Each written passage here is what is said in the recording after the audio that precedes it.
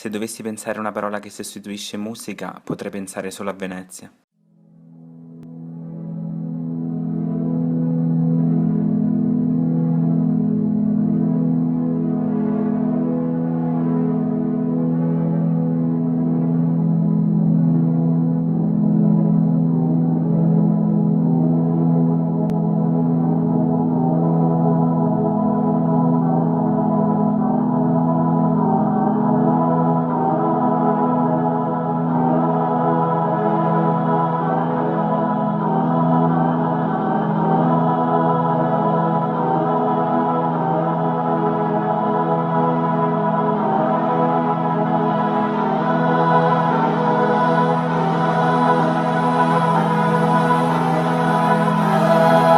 Si è sempre dato per scontato che Venezia è la città ideale per una luna di miele, ma è un grave errore. Vivere a Venezia o semplicemente visitarla significa innamorarsene e nel cuore non resta più posto per altro.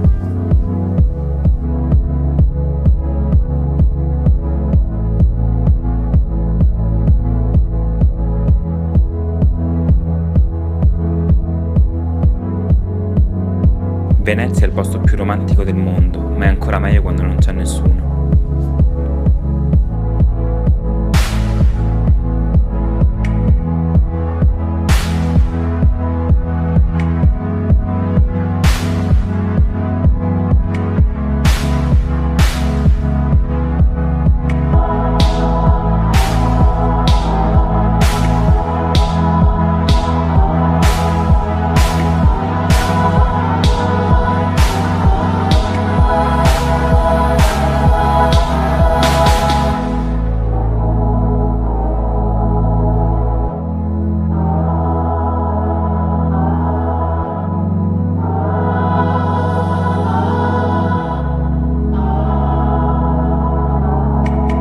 Vi vengono in mente mai luoghi in cui è impossibile non emozionarsi?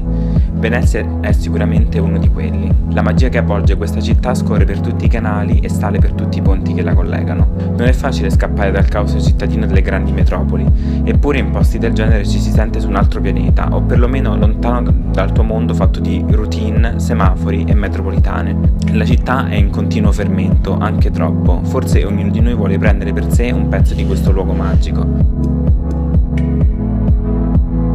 Venezia è come mangiare tutta in una volta una scatola di cioccolatini al liquore.